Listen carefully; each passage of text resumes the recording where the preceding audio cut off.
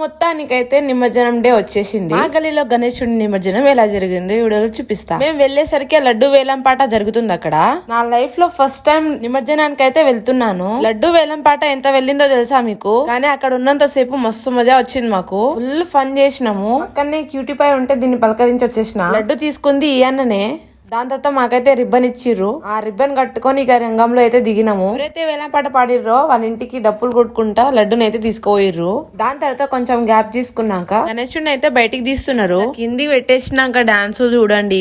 ఒకవైపు హారతి ఇస్తున్నారు, ఒకవైపు డాన్స్ చేస్తున్నారు, ఒకవైపు ఏమో టపాకాయలు కాలుస్తున్నారు. లేడీస్ దిగిరయ్యా రంగంలో. నేను కూడా 2-3 స్టెప్లు వేసాను. డాన్స్ చేసుకుంటూ వెళ్తుంటే టైం కూడా తెలుస్తలేదు మాకు.